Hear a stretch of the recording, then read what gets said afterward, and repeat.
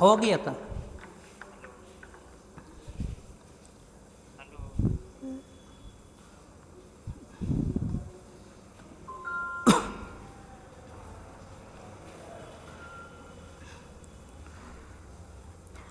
Good evening all of you. हम लोग ये पिछले क्लास में मतलब कि कल की क्लास में हम लोग कोऑर्डिनेशन कंपाउंड स्टार्ट किए थे।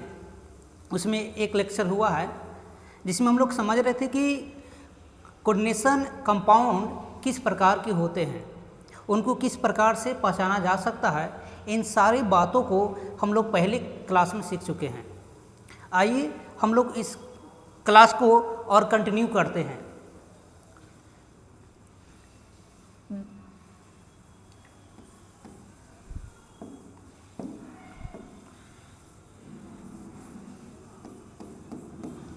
हम लोग आज से एक कोऑर्डिनेशन को समझने के लिए हम लोग एक साइंटिस्ट की थ्योरम को लेकर चलेंगे, जिसको हम लोग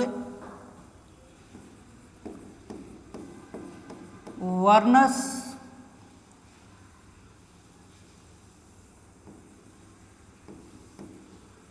कोऑर्डिनेशन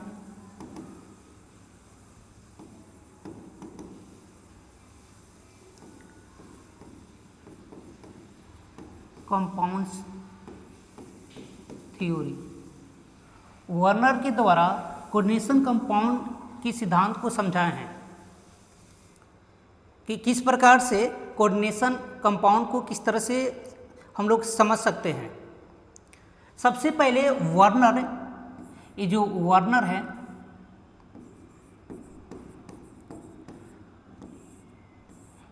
वर्नर ने क्या किए हैं कि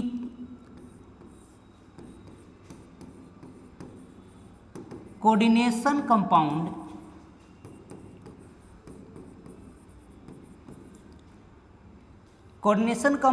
के जितने भी संरचना है,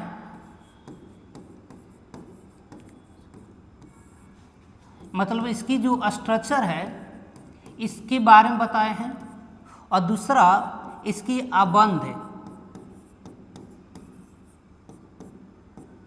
इसकी जो बॉन्डिंग है इसके बारे में समझाए हैं। देखिए वर्नर ने क्या किए हैं कि पहले ये साइंटिस्ट रहे हैं और इन्होंने सबसे पहले कोऑर्डिनेशन कंपाउंड के बारे में समझाने के प्रयास किए हैं।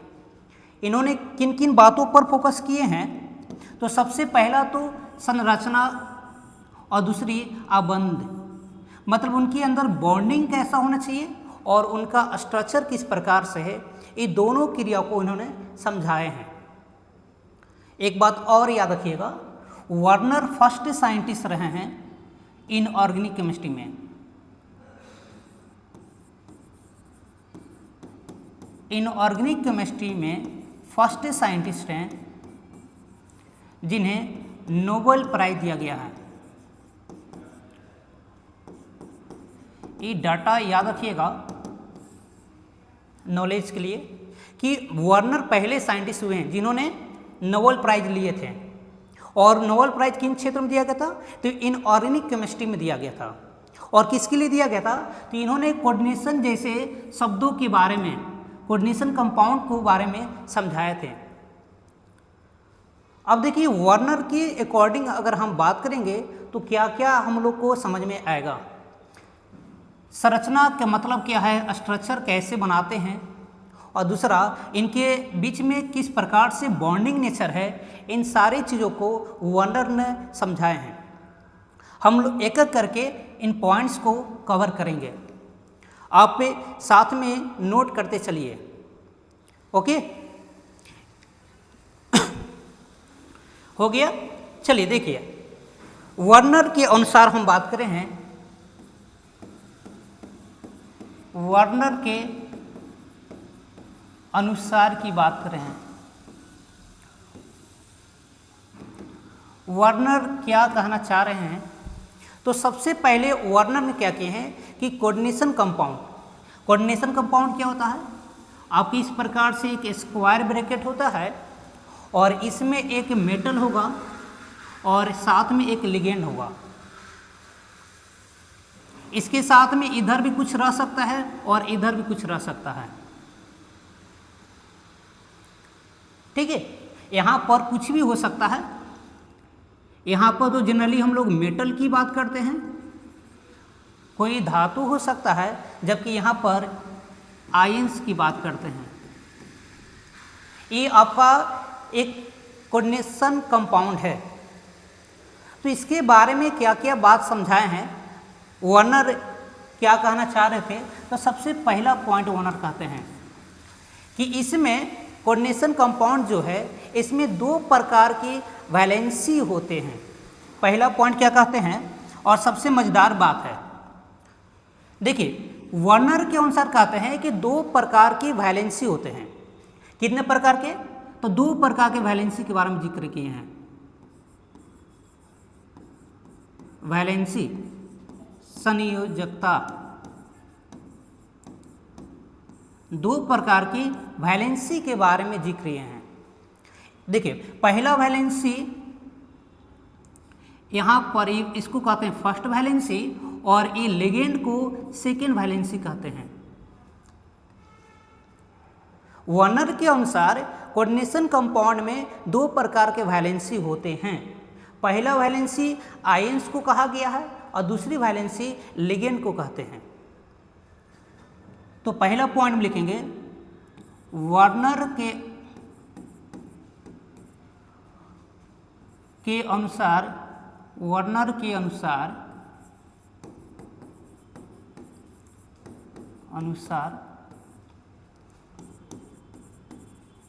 कोऑर्डिनेशन कंपाउंड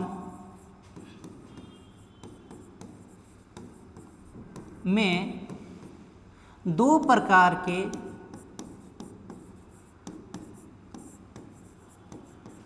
वैलेंसी पाए जाते हैं।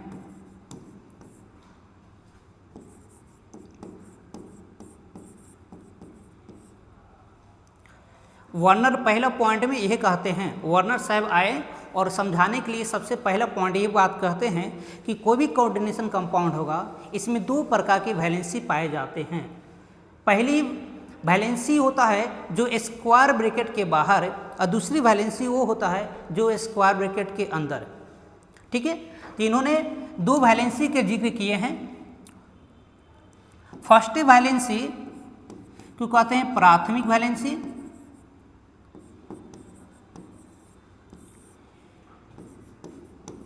जिसको प्राथमिक संयोजकता कहते हैं। एक्चुअल में हम लोग हिंदी मीडियम में पढ़ रहे हैं तो अधिकांश वर्ड हिंदी में देने के प्रयास करेंगे। प्राथमिक वैलेंसी इसको कहते हैं प्राइमरी वैलेंसी,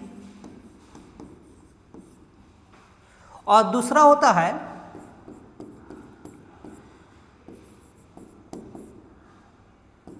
द्वितीयक वैलेंसी, जिसको द्वितीयक संयोजकता कहते हैं। ये आपका सेकेंडरी वैलेंसी। ठीक है, ये दो प्रकार की वैलेंसी के बारे में बताए हैं। कौन बताए हैं? तो वर्नर ने बताए हैं। ये वर्नर थे, इन्होंने कोऑर्डिनेशन कंपाउंड के जब अध्ययन किए तो इनको मालूम चला कि दो प्रकार के वैलेंसी होते हैं। तो पहला वैलेंसी को कहते हैं प्राइमरी वैलेंसी और दूसरा वैलेंसी को कहते हैं सेकेंडरी वैलेंसी। यहाँ तक नोट डाउन कर लिए। अब देखिए प्राथमिक वैलेंसी किसको कह सकते हैं, तो हमने यहाँ पर मार्क किए हैं एक कोऑर्डिनेशन कंपाउंड लेकर कि जो स्क्वायर ब्रैकेट के बाहर होते हैं, जो स्क्वायर ब्रैकेट के बाहर होते हैं उसको कहते हैं प्राइमरी वैलेंसी, और जो स्क्वायर ब्रैकेट के अंदर पाए जाते हैं उसको कहते हैं सेकेंडरी वैलेंसी। ये आपका सेकेंडरी वैलेंसी हो गया और ये हो गया प्राइमरी वैलेंसी। तो यहाँ पर हम बात किए हैं प्राइमरी वैलेंसी की, तो ये प्राइमरी वैलेंसी क्या होगा कि जो स्क्वायर ब्रैकेट के बाहर पाए जाएंगे उसको कहते हैं प्राइमरी वैलेंसी, और जो स्क्वायर ब्रैकेट के अंदर पाए जाएंगे वो सेकेंडरी वैलेंसी। ये दिमाग में सेट हो गया। तो अगर ये दोनों में थोड़ा सा डिफरेंस बनाए अगले पेज में लेकर, तो देखिए ये आपका प्राइमरी वैलेंसी इधर लिखते हैं, वैलेंसी, और इधर अगर हम बनाए secondary valency,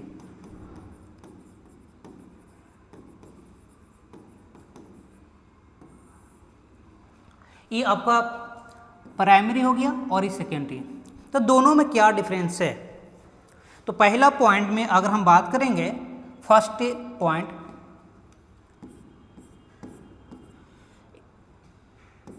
primary valency square bracket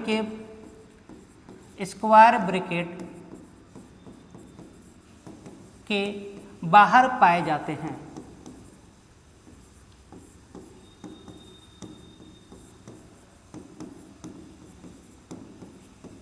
ये प्राइमरी वैलेंसी के बारे में ये पॉइंट्स पहला लिखेंगे कि जो भी प्राइमरी वैलेंसी होंगे वो हमेशा स्क्वायर ब्रैकेट के बाहर होंगे। दूसरा वैलेंसी क्या होगा? जबकि सेकेंडरी वैलेंसी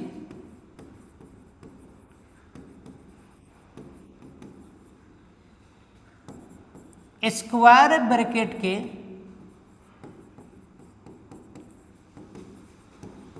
अंदर पाए जाते हैं।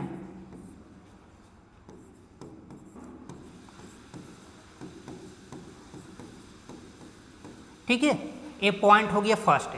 दोनों में हम लोग डिफरेंस भी देख लिए कि प्राइमरी वैलेंसी और सेकेंडरी वैलेंसी में क्या डिफरेंस है, क्योंकि अब हो सकता है एग्जाम में अगर वर्नर के बारे में दिया जाए और कह दे कि प्राइमरी और सेकेंडरी वैलेंसी में क्या अंतर है, तो ये पॉइंट हम लिख सकते हैं कि प्राइमरी वैलेंसी जो होता है वो स्क्वायर ब्रैकेट के बाहर होगा और सेकेंडरी जो वैलेंसी होगा वो स्क्वायर ब्रैकेट के अंदर पाए जाएंगे।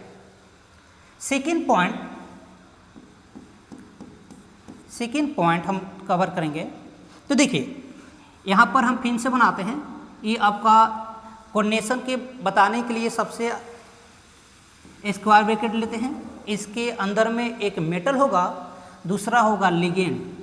ठीक है, और मान लो कि यहाँ पर कोई वैलेंसी है, कोई भी वैलेंसी, कोई ग्रुप के बारे में हम मान के चलते हैं, कोई एक्स ग्रुप होगा। ठीक है, हमने क्या किया है कि कोई ग्रुप ले लिए हैं, यहाँ पर कोई भी ग्रुप हो सकता है। अब ये आपका एक कोऑर्डिनेशन कंपाउंड है।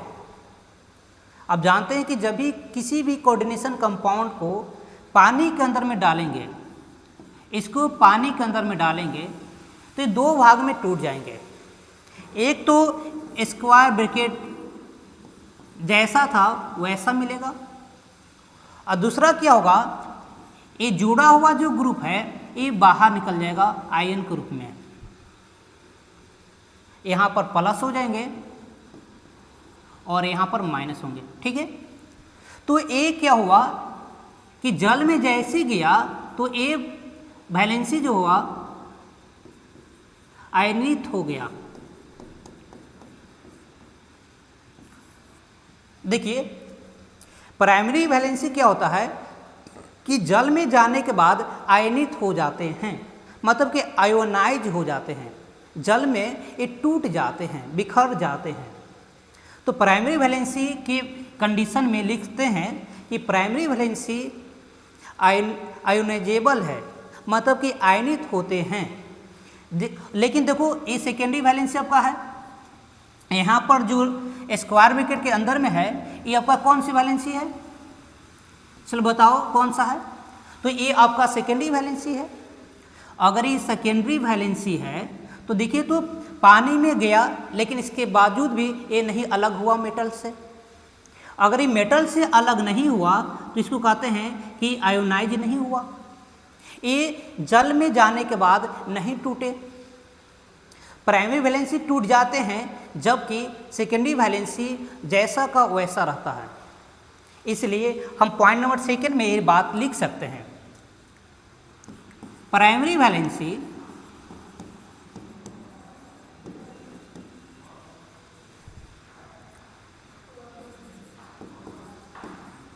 आयनित होते हैं यहाँ पर इसका मीनिंग अगर लिखें,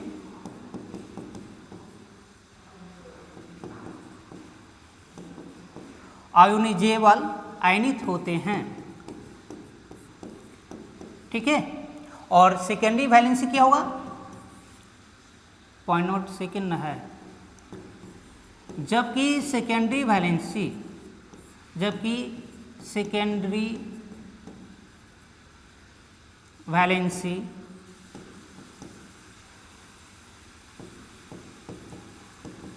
आयनित नहीं होते हैं।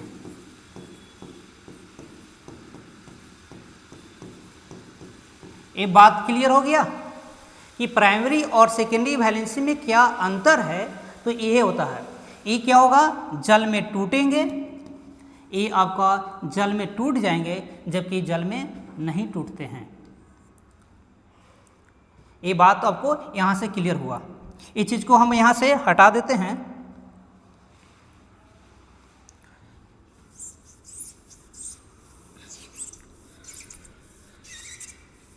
चलिए, ये 2 पॉइंट क्लियर हुआ।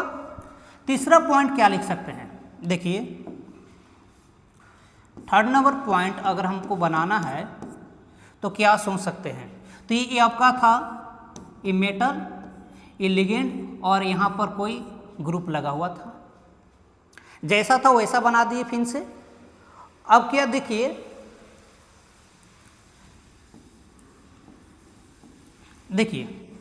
अगर हम तीसरा पॉइंट लिखेंगे तो जब इसको जल में डाल रहे थे, जल के अंदर में डाल रहे थे, तो ये क्या हो रहा था, टूट जा रहे थे। टूटेंगे कैसे, ये आपका एक साथ रहेंगे और यहाँ पर ये ग्रुप अलग हो जाएगा, अलग हो जाएगा। इसका मतलब ये हुआ कि जितना इसके ऊपर आयन आएंगे, ध्यान से सुनिए, जितना आयन इसके ऊपर आएंगे उतना आयन इसके ऊपर आएंगे, ये इसके ऊपर भी उतना ही आयन आएंगे।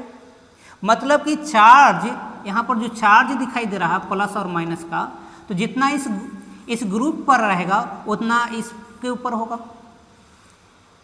अब तो हम इस टर्म को, अगर ये प्लस चार्ज है तो ये मेटल के लिए चार्ज आता है, ये चार्ज मेटल के लिए रहता है। और बाद में इस चार्ज को हम लोग आगे चलकर इस चार्ज को हम लोग कहते हैं ऑक्सीकरण अवस्था।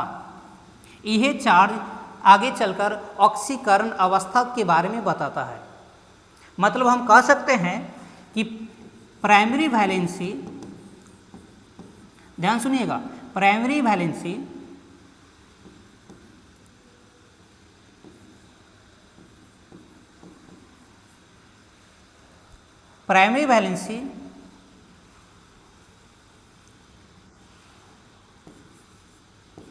के ऊपर जो चार्ज उत्पन्न होते हैं,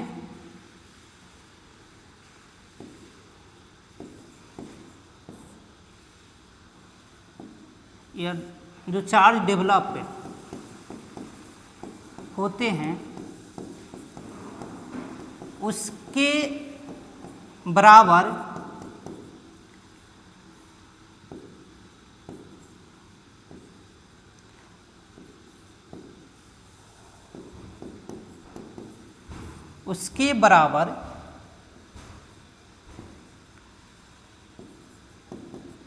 धातु पर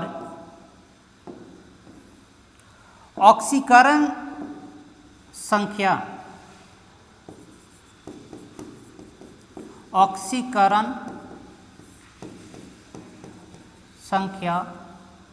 होते हैं। अगर ये प्राइमरी वैलेंसी के ऊपर जो भी चार्ज आएंगे, यहाँ पर जो भी चार्ज आएंगे, जो भी चार्ज दिखाई देगा, इस मेटल का उतना ही ऑक्सीकरण संख्या होगा। मतलब इसके ऊपर ये बताएगा कि अगर मेटल का ऑक्सीकरण संख्या पूछेगा, मेटल का ऑक्सीकरण संख्या अगर पूछा जाए तो देखेंगे कि प्राइमरी वैलेंसी पर कौन सी आवेश आए हैं। जितना चार्ज आएगा उतना ही इसका ऑक्सीकरण संख्या होगा। इसी बात को यहाँ लिखा गया है कि अगर प्राइमरी वैलेंसी के ऊपर जो चार्ज आ रहे हैं वो उसके बराबर ही धातु के ऊपर ऑक्सीकरण अवस्था आएंगे। क्लियर? ये पॉइंट क्लियर हुआ? Third number. अब इधर से तो प्राइमरी वैलेंसी तो क्लियर हो गया कि प्राइमरी वैलेंसी क्या बताएगा। प्राइमरी वैलेंसी बताएगा ऑक्सीकरण अवस्था के बारे में, लेकिन हमारे पास एक और वैलेंसी है जिसका नाम है सेकेंडरी। तो सेकेंडरी वैलेंसी क्या बताएंगे? तो सेकेंडरी वैलेंसी बताते हैं यहाँ।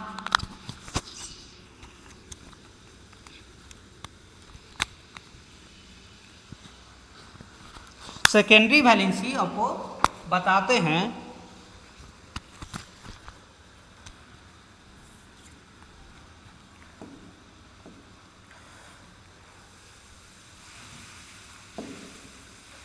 देखिए सेकेंडरी वैलेंसी क्या बताएंगे।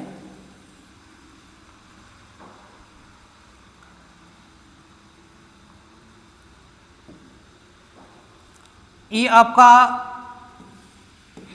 मेटल है और ये लिगेंड है। यहाँ पर कोई ग्रुप था, जैसा था वैसा बना दिए। और मान लो कि लिगेंड की संख्या एक से ज़्यादा भी हो सकता है। मान लो कि यहाँ पर हमने एन लगाए हैं इसलिए कि लिगेंड की संख्या ज़्यादा है, एक से ज़्यादा हो सकता है। तो यहाँ पर सेकेंडरी वैलेंसी क्या बताता है कि लिगेंड की नेचर के आधार पर, लिगेंड की नेचर के आधार पर कोऑर्डिनेशन संख्या के बारे में बताते हैं कि देखो ये क्या है कि मेटल और लिगेंड के बीच एक तरह का बॉन्डिंग है। तो कितना बंधन बने हैं लिगेंड के द्वारा, ये जो धातु है ये धातु लिगेंड के साथ में कितना बंधन बनाया है इसकी संख्या बताते हैं। तो यहाँ पर लिखते हैं थर्ड नंबर पॉइंट में सेकेंडरी वैलेंसी। सेकेंडरी वैलेंसी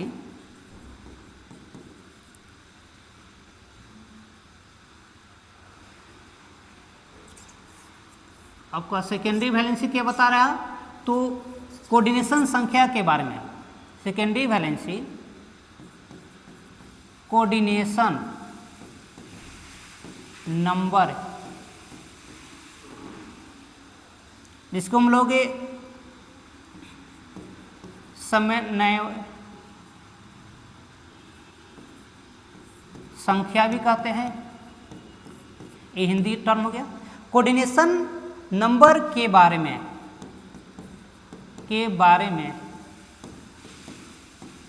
बताते हैं।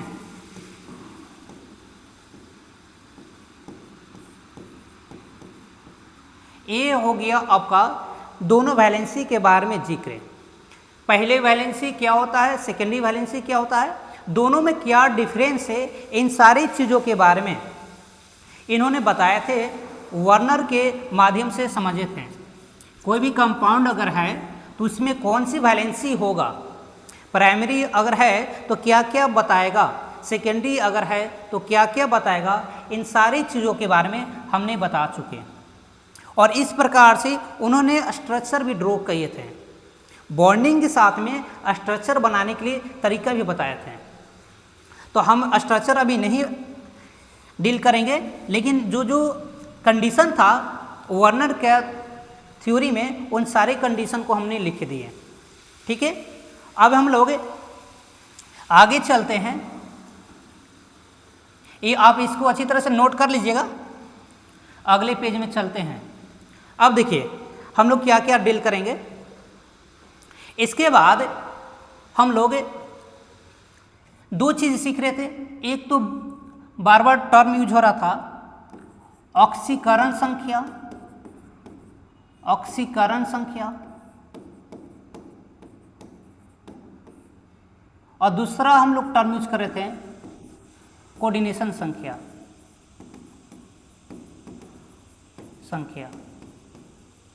ये दो टर्म बार बार यूज किए कि प्राइमरी वैलेंसी जो है वो ऑक्सीकरण संख्या के बारे में बताएंगे, और जो आपका सेकेंडरी जो वैलेंसी है वो कोऑर्डिनेशन संख्या के बारे में बताते हैं। अब सेकेंडरी वैलेंसी को समझने के लिए सबसे पहले हम लोग लिगेंड्स को समझते हैं, क्योंकि सेकेंडरी वैलेंसी कोऑर्डिनेशन कैसे बताएंगे इस बात को समझने के लिए हम लोग क्या करेंगे, लिगेंड्स को स्टडी करेंगे। ओके, हम लोग लिगेंड के बारे में अध्ययन करेंगे, तब हमको क्लियर हो जाएगा कि कितना कौन से लिगेंड की कौन सी वैलेंसी होगा, उसके ऊपर चार्ज कौन सा आएगा। तो आगे के हेडिंग्स हम लोग देखेंगे। इन दोनों चीज़ों को पढ़ने के लिए हमको लिगेंड की सहायता लेना होगा, ये लिगेंड की नेचर को समझना होगा, तब हम लोग बॉन्डिंग नेचर के ऊपर चलेंगे।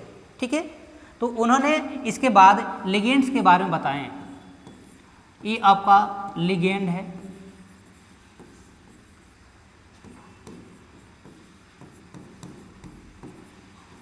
ठीक है, ये आपका लिगेंड है।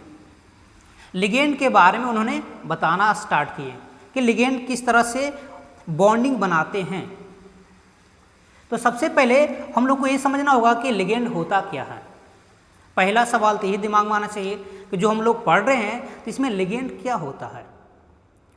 तो हम कल की क्लास में हमने एक बात लिखे थे कि लिगेंड के पास कम से कम एक लोन पेयर होना जरूरी है। उस चीज़ को अगर कोई लिगेंड की तरह काम करेगा, कोई भी लिगेंड की तरह काम करेगा, तो इस लिगेंड के पास कम से कम एक जोड़ी लोन पेयर होना जरूरी है। अगर ऐसा है तब ये लिगेंड की तरह काम करेगा, अन्यथा ये लिगेंड नहीं कहलाएगा। तो इस चीज़ को हम लोग लिखेंगे लिगेंड के बारे में। तो पहला पॉइंट लिगेंड के बारे में लिखेंगे, वैसा अणु या आयन,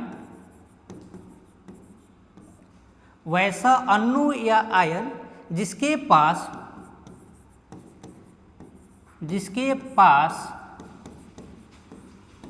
कम से कम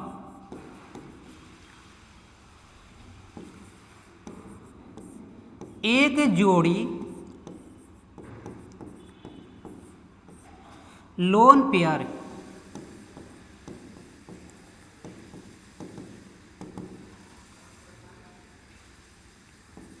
होना चाहिए।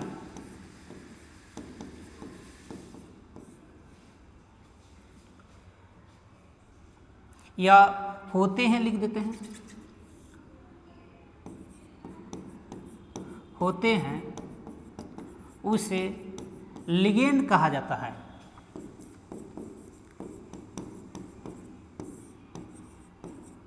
कहा जाता है, ठीक है। लिगेंड किसी को कहते हैं, तो कोई भी ऐसा आयन या अणु जिसके पास कम से कम एक जोड़ी क्या होना चाहिए, लोन पेयर होना चाहिए। लोन पेयर जिसको कहते हैं हिंदी में निर्जन जोड़ी भी कहते हैं, मतलब ऐसा इलेक्ट्रॉन का जोड़ा जिसके द्वारा अभी तक कोई बॉन्ड नहीं बना है, तो अब उसको हम कहते हैं लोन पेयर कहते हैं। अब देखिए, तो ऐसा कोई भी लिगेंड हो सकता है जिसके पास अगर लोन पेयर है तब उसको लिगेंड कहेंगे। एक लाइन याद रखिएगा, बहुत ही इंपॉर्टेंट लाइन है, आपके ऑब्जेक्टिव सवाल यहाँ से पूछ सकता है।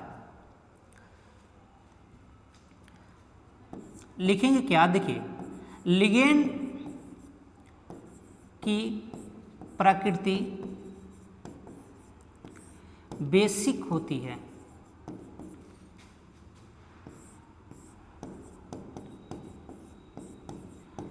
मतलब जो लिगेंड होता है उसका प्रकृति जो है, जो नेचर जो है, वो बेस की तरह होते हैं। आप जानते हैं बेस क्या होता है? बेस होता है जो लोन पेयर को डोनेट कर सके, जो लोन पेयर को देता है उसको कहते हैं बेस। ऐसा कोई भी आयन जो अपने लोन पेयर को अगर किसी को दे दे तब उसको कहते हैं बेस। तो इसका जो लिगेंड की जो प्रकृति है वो बेस होते हैं, मतलब बेस की तरह ये भी आचरण करते हैं। इनका जो बिहेवियर है वो बेस की तरह होंगे, क्योंकि ये अपना लोन पेयर किसी और को देते हैं। जैसे यहाँ पर मेटल है और ये लिगेंड है, इनके पास लोन पेयर है। अब क्या करता है कि अपने लोन पेयर को इस मेटल को दे देता है, इस मेटल को दे देता है। तो इसमें देने की प्रवृत्ति आ गया, तब इसको कहते हैं ये बेस, कि लिगेंड एक तरह का बेस की तरह काम करते हैं। इसलिए इनकी जो प्रकृति है वो बेसिक नेचर का है। इसलिए पॉइंट को हम यहाँ पर नोट कर दिए कि जो लिगेंड होगा उसका प्रकृति कैसा है, तो बेसिक प्रकृति का होगा। बेसिक का मतलब है कि बेस की तरह आचरण करते हैं। और बेस का काम क्या है कि अपने लोन पेयर को डोनेट करते हैं। अगर हम इस चीज़ को लिखें बेस के बारे में एक लाइन, तो बेस के बारे में क्या लिख सकते हैं? बेस क्या होगा?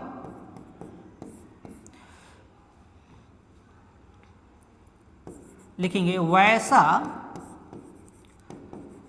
आयन या अणु जो अपने लोन पेयर को डोनेट कर दे।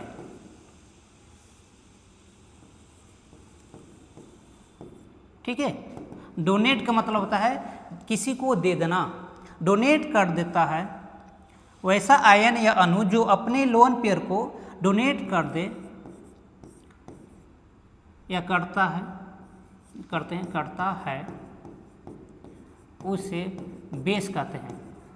हम लोग को बेस के बारे में एक छोटी सी बात जानकारी मिली।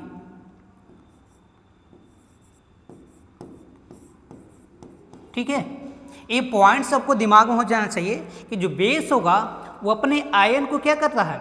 डोनेट करता है।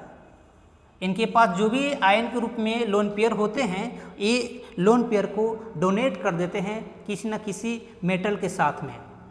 इसलिए ये बेस होते हैं। और इस बात को समझाए थे आपको लुईस, इसे लुईस बेस कहा जाता है। क्योंकि इस बात को समझाने के लिए आपके पास कौन साइंटिस्ट थे? तो एक लुईस नाम के एक साइंटिस्ट थे, लुईस नाम के एक साइंटिस्ट थे, इसलिए इसको लुईस बेस भी कहते हैं। याद रखिएगा, इसको लुईस बेस भी कहेंगे। मतलब इनके पास एक लोन पेयर होगा जो किसी को डोनेट करता है।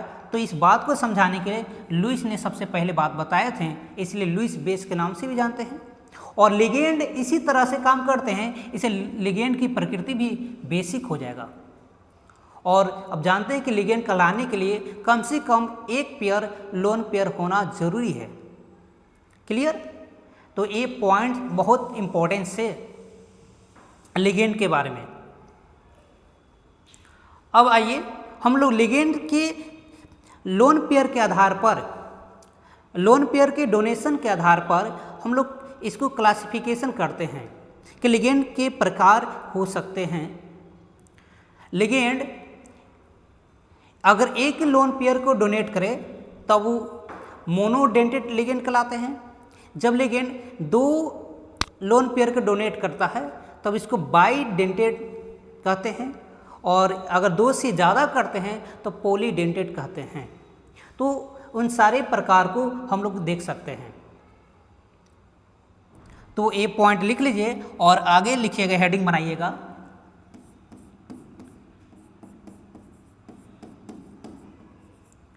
लिगेंड के प्रकार। हम लोग प्रकार जो देख रहे हैं डोनेशन के आधार पर, लोन पेयर के डोनेशन के आधार पर प्रकार देखेंगे। तो लिगेंड निम्नलिखित प्रकार के होते हैं। लिगेंड जो है निम्नलिखित प्रकार के होते हैं। लिगेंड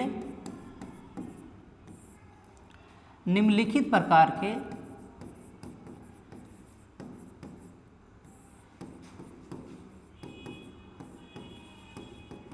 होते हैं। हम लोग कुछ लिगेंड को इस प्रकार से लिख सकते हैं। पहला है मोनोडेंटेट, सबसे पहले मोनोडेंटेट, इसको हिंदी में भी मोनोडेंटेट ही लिखते हैं। अगर आपको हिंदी में लिखना है तो मोनोडेंटेट,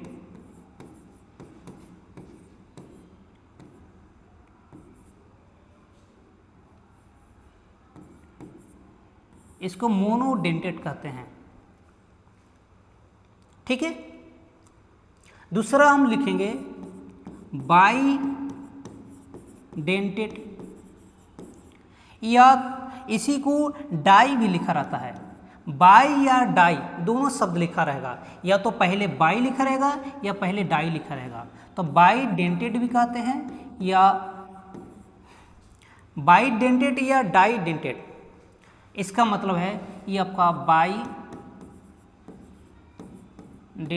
है। ठीक है, ये आपका। और अंत में हम लोग पॉलीडेंटेट, पॉलीडेंटेट इसको कहते हैं पॉलीडेंटेट। ठीक है, ये हो गया आपका पॉलीडेंटेट। देखिए मोनो का मतलब क्या हुआ, तो मोनो शब्द जब आया तो इसका मतलब होता है एक। मोनो का मतलब होता है एक, मतलब हुआ कि ऐसा कोई भी लिगेंड जो अपने एक ही लोन पेयर को डोनेट कर दे। मतलब कि अगर एक लोन पेयर को डोनेट करेगा तब इसको कहते हैं मोनोडेंटेट। यहाँ पर बाई का मतलब क्या हुआ, बाई के लिए हम लोग दो शब्द देते हैं। मतलब क्या हुआ कि ऐसा कोई भी लिगेंड अगर अपने दो लोन पेयर के डोनेट करे तब इस टर्म को बाईडेंटेट कहते हैं। ये आपका बाईडेंटेट हो गया। और पोली शब्द आया है, यहाँ देखिए पोली के मतलब है दो से अधिक, दो से अधिक। अगर दो से अधिक लोन पेयर के डोनेट करता है तब इसको कहते हैं पॉलीडेंटेट। पॉलीडेंटेट के अंदर ही आपका ट्राईडेंटेट होता है, टेट्राडेंटेट होता है, पेंटाडेंटेट और हेक्साडेंटेट जैसे शब्द आते हैं। तो इस सब के एग्जाम्पल्स हम लोग देखेंगे पॉलीडेंटेट में कि ट्राईडेंटेट कौन सा होगा, टेट्राडेंटेट कौन सा होगा, हेक्साडेंटेट कौन सा होगा। इन सारे चीज़ों को हम लोग एग्जाम्पल के आधार पर इन्हीं लिगेंड्स को पढ़ लेंगे। लेकिन आपका सबसे इम्पोर्टेंस होता है मोनोडेंटेट, इसलिए इन पर ज़्यादा फोकस करना है। आपको मोनोडेंटेट से सवाल ज़्यादा आते हैं। ठीक है, ये चीज़ को आप नोट कर रहे हैं। हर पॉइंट को अच्छी तरह से नोट बनाते चलना है, क्योंकि आप ये साथ में अगर लेक्चर देख रहे हैं और सिर्फ सुन रहे हैं तो कोई फ़ायदा नहीं है। इसके लिए क्या अच्छा बात है कि आप क्या कीजिए कि मेरे साथ आप लिखते चलिए, एक अपने शब्दों में आप नोट्स बनाइए। तो इस प्रकार से हम लोग लिगेंड्स के वर्गीकरण कर दिए। इसके अलावा और दो लिगेंड हम लोग देखेंगे। एक होता है एम्बीडेंटेट और एक होता है चिलेटिंग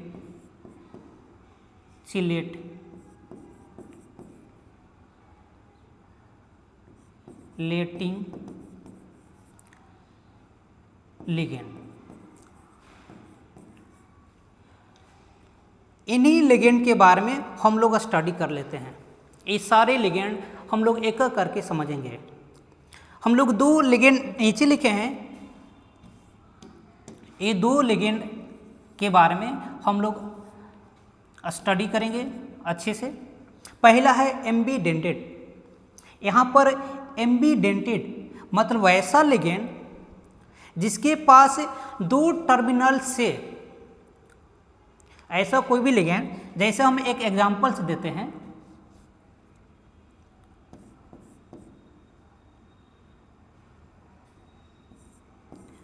देखिए एक एग्जांपल दिए हैं, यहाँ पर ए से ये सी है और यहाँ एन है। अब क्या होगा कि इस लिगेंड में इसके पास लोन पेयर होते हैं और इस लिगेंड में इसके पास भी लोन पेयर होते हैं। अब क्या होगा कि अगर इसके सामने कोई मेटल है तो ये अपना लिगेंड, ये जो लिगेंड जो है अपना लोन पेयर इस मेटल को दे देगा। या मान लो कि यहाँ कोई मेटल है तो ये क्या करता है कि अपना लोन पेयर देता है। मतलब एक ही लिगेंड के दो टर्मिनल है जिनके पास लोन पेयर है। ऐसा कोई भी लिगेंड जिनके पास दो टर्मिनल है और दोनों के पास लोन पेयर है, तो दोनों में से कोई एक समय में कोई एक ही मेटल के साथ बॉन्ड बनाते हैं। या तो यहाँ पर सल्फर बनाएगा या यहाँ पर नाइट्रोजन बनाएगा, कोई एक साथ में बॉन्ड बनाएगा। एक समय पर या तो सल्फर बनाएगा या नाइट्रोजन। तब इस तरह के लिगेंड को एम्बीडेंटेड लिगेंड कहते हैं। इनके पास तो है दो टर्मिनल के पास लोन पेयर, लेकिन एक समय में कोई एक ही टर्मिनल से मेटल के साथ बॉन्ड बनाते हैं। तब इस तरह के लिगेंड को एम्बीडेंटेड लिगेंड कहते हैं। क्लियर? और चिलेटिंग लिगेंड वैसा कोई भी लिगेंड जिसके द्वारा अगर स्ट्रक्चर रिंग के रूप में बन जाए। चिलेटिंग का मतलब होता है, चिलेटिंग का मतलब कि अगर कोई लिगेंड पॉलीडेंटेट होना चाहिए। पहला शर्त होता है चिलेटिंग होने के लिए कि पॉलीडेंटेट होना चाहिए। दूसरा, जब ये पॉलीडेंटेट होते हैं तो क्या करते हैं कि रिंग स्ट्रक्चर बनाते हैं, रिंग स्ट्रक्चर बना देते हैं। मतलब कि मान लो कि यहाँ पर इस प्रकार से और यहाँ पर कोई मेटल है तो यहाँ से एक लोन पेयर और यहाँ से एक लोन पेयर देकर इस मेटल के साथ में अगर रिंग का निर्माण कर लेते हैं, तब इस तरह के लिगेंड को चिलेटिंग लिगेंड के नाम से जानते हैं। तो हम लोग मोटा मोटी ये समझ लिए कि लिगेंड का क्या क्या रोल्स है, क्या क्या लिगेंड का काम है। इन सारे टर्म को समझते चलते हैं। अब हम लोग सबसे पहला लिगेंड के बारे में पढ़ेंगे। आपका सबसे पहला लिगेंड है मोनोडेंटेड। ठीक है, सबसे पहला लिगेंड क्या है? मोनोडेंटेड।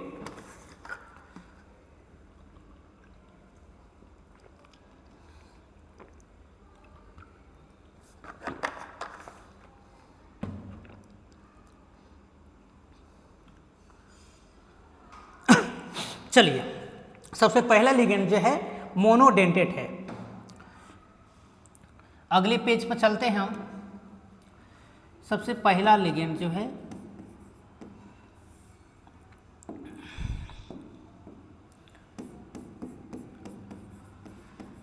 मोनोडेंटेड, तो लिखेंगे वैसा लिगेंड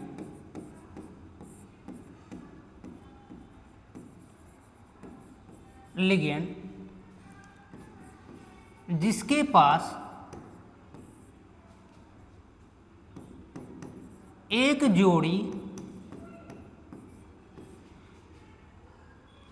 सर ऐसा लिखते, थोड़ा सा इरेज कर देते हैं। वैसा लिगेंड जो एक जोड़ी लोन पेयर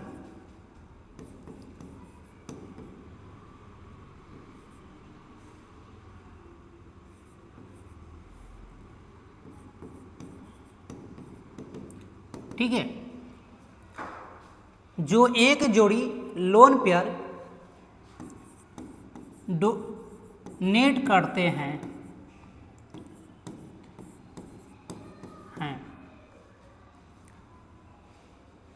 उसे मोनोडेंटेड लिगेंड कहते हैं।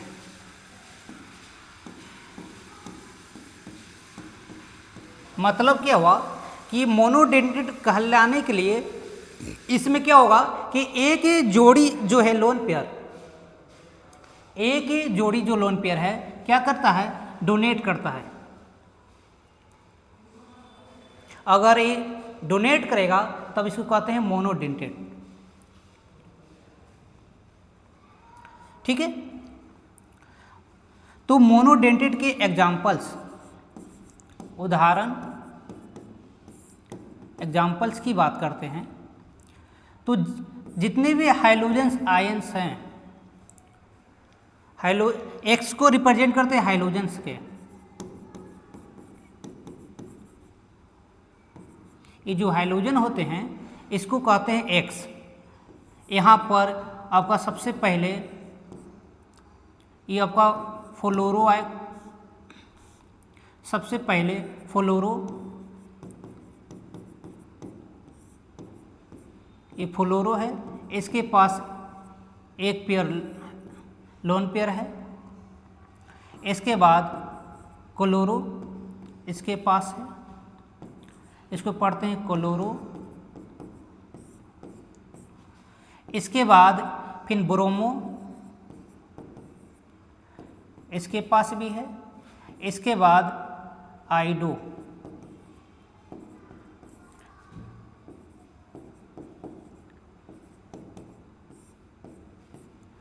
ये जो है आपका हाइड्रोजन्स। तो जितने भी हाइड्रोजन्स होते हैं ये सब के सब मोनोडेंटेट लिगेंड है। ये आपका मोनोडेंटेट लिगेंड है क्योंकि इनके पास एक ही लोन पेयर डोनेट करने की क्षमता है। एक ही लोन पेयर क्या करते हैं, आसानी से डोनेट करते हैं मेटल के साथ और वहाँ पर कोऑर्डिनेट बॉन्ड का निर्माण करते हैं। इस प्रकार से अब कोऑर्डिनेशन कंपाउंड का निर्माण हो जाता है।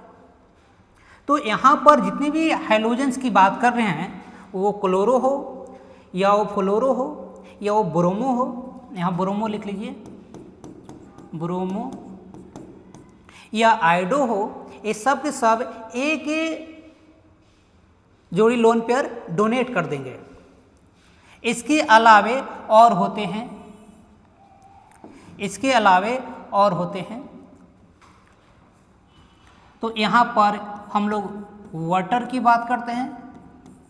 देखो वाटर में ऑक्सीजन के पास दो जोड़ी है, एक यहाँ पर और एक नीचे है, दो गो लोन पेयर है इसके पास। लेकिन जब एक किसी मेटल के साथ बॉन्ड बनाते हैं तो अपना किसी एक ही लोन पेयर को दे पाता है, या तो ए दे सकता है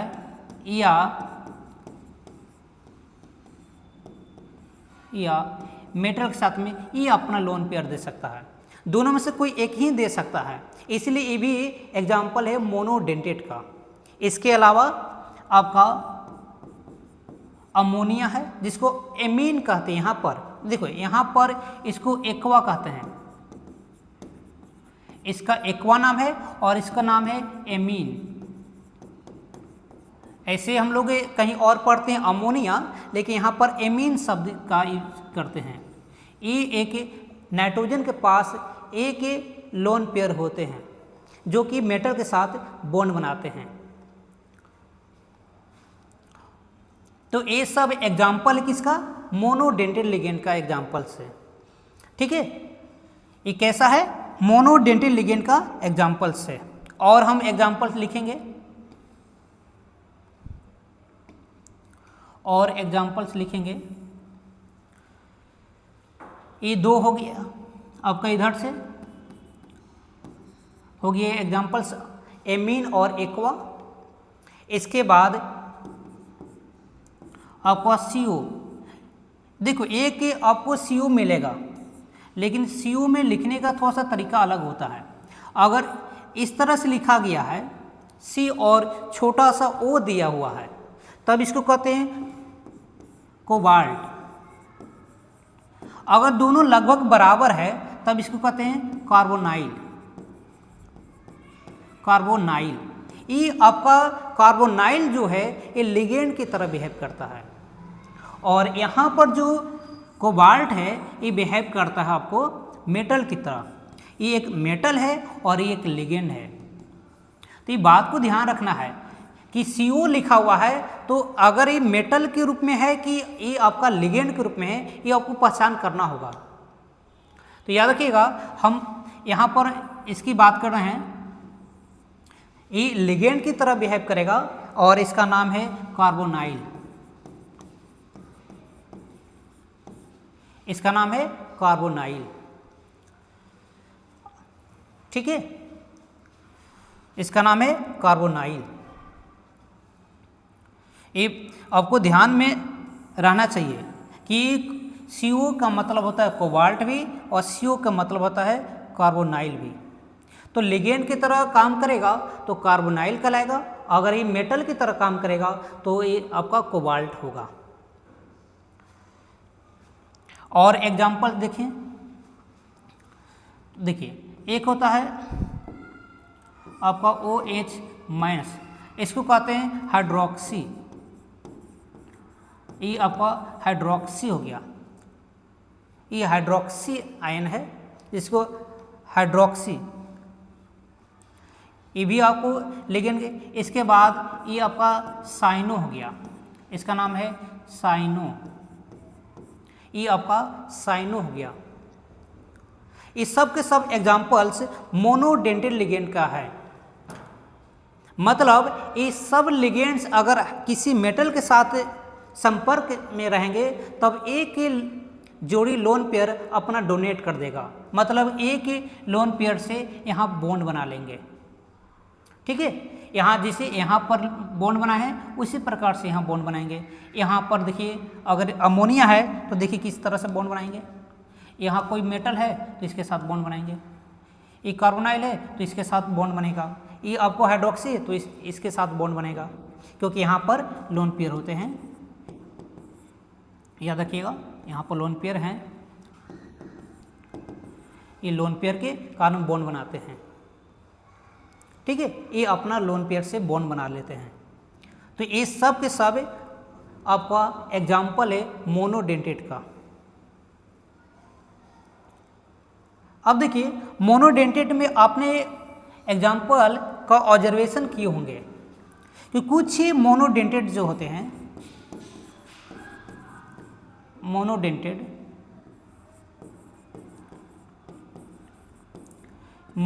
लिगेंड जो होता है, ठीक है, ये तीन कुछ होते हैं निगेटिव। देखिए तो इन सभी के ऊपर में हमने निगेटिव आयन बना के रखे हैं।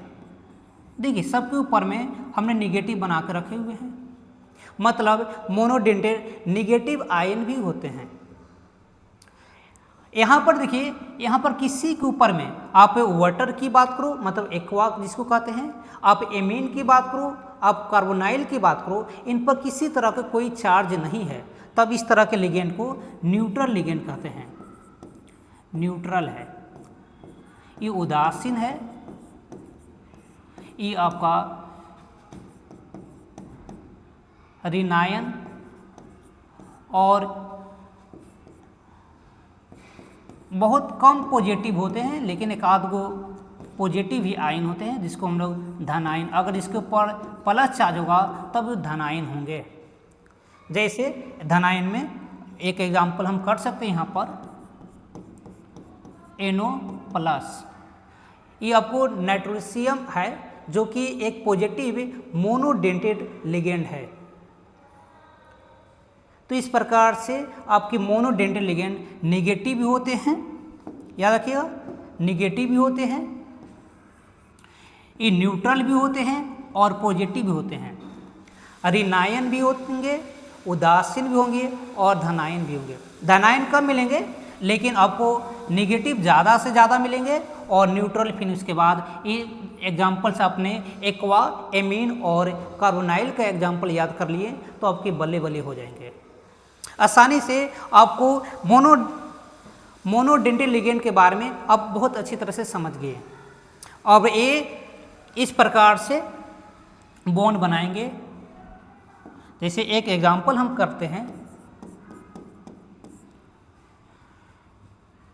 जैसे NiCO और यहाँ 4। देखिए तो यहाँ पर ये जो कंपाउंड बना है, तो यहाँ पर जो लिगेंड है, कौन सा लिगेंड है, ये कौन सी लिगेंड है, तो अब इसको कहेंगे कि मोनोडेंटेड लिगेंड है, मोनोडेंटेड लिगेंड है।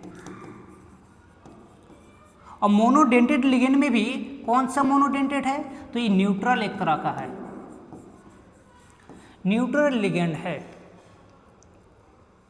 ठीक है, तो इस प्रकार से आप लिगेंड के बारे में पहचान कर सकते हैं, क्योंकि अगर आप लिगेंड को पहचान लेते हैं तब एक सवाल जो बार बार हम लोग पूछ रहे थे कि कोऑर्डिनेशन संख्या कैसे निकालना है, कोऑर्डिनेशन नंबर कैसे निकालते हैं, इन सारे सवालों का जवाब हम लोग दे सकते हैं।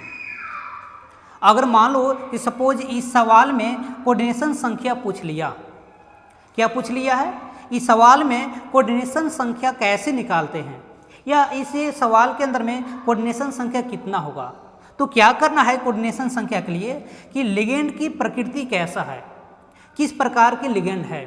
तो सबसे पहले हमें समझ में आया कि मोनोडेंटेड लिगेंड है, इसका मतलब है कि एक बार में एक बॉन्ड बनेगा,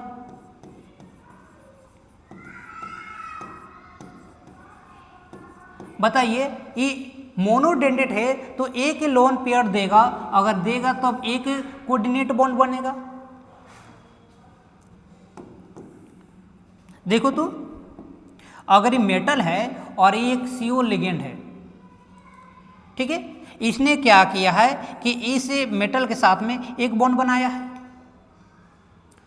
तो ये बंधन की संख्या कितना दिखाई दे रहा है, एक दिखाई दे रहा, एक दिखाई दे रहा। लेकिन इस प्रकार से कै गो संख्या में है, तो 4 गो है, तो मान लो कि यहाँ से एक चला गया, एक मान लो कि यहाँ से चला गया, और एक मान लो कि यहाँ से चला गया, तो 4 गो बॉन्ड बन गया। मतलब एक इधर से बना, एक इधर से बना, एक इधर से बना और एक यहाँ से बना, तो 4 कोऑर्डिनेट बॉन्ड की संख्या हो गया। मतलब कोऑर्डिनेशन संख्या अगर पूछ लिया जाए तो अगर मोनोडेंटेड है, याद रखिएगा, तब लिखेंगे मोनोडेंटेड अगर है, मोनोडेंटेड इनटू संख्या, मोनोडेंटेड की संख्या कितना है इसे गुना कर देंगे। मोनोडेंटेड में आपका एक बॉन्ड बनेगा और संख्या यहाँ पर देखिए 4 है, तो 4 से गुना कर देंगे, रिजल्ट आ जाएगा 4 कोऑर्डिनेट बॉन्ड बन गया।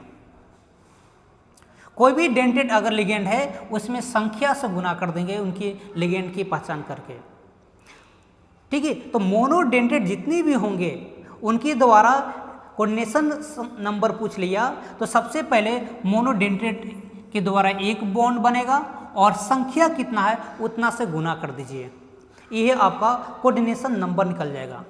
ये किसके लिए है, तो सिर्फ मोनोडेंटेड की केस की बात कर रहे हैं हम। एक और एग्जांपल कीजिए, दूसरा एग्जांपल है K4FeCN का होल 6 है और यहाँ स्क्वायर ब्रैकेट। अब पूछ लिया कि बताइए इस सवाल में कोऑर्डिनेशन संख्या कितना होगा। चलो तुम लोग पहले बताएगा इस सवाल में कोऑर्डिनेशन संख्या कितना होगा। अगर ये पूछा है तो जवाब क्या होगा आपका। तो देखिए कुछ करना नहीं है, आप लिगेंड को देखिए, आपको हमेशा लिगेंड को देखना है, ये लिगेंड कैसा है। तो पहला जवाब आना चाहिए कि लिगेंड मोनोडेंटेड है।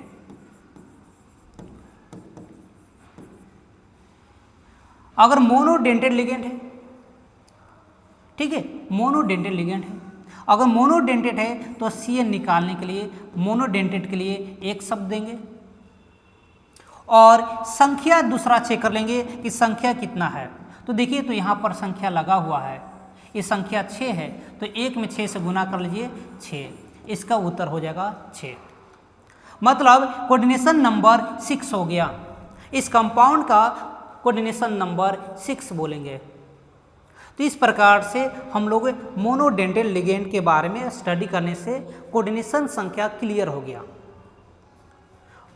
तो रहने देते हैं अगले क्लास में हम लोग और लिगेंड्स के बारे में पढ़ेंगे। आप लोग ये सारी चीज़ों को नोट बना कर रखिए। अगर वीडियो अच्छे लगे तो लाइक, शेयर और सब्सक्राइब कीजिए।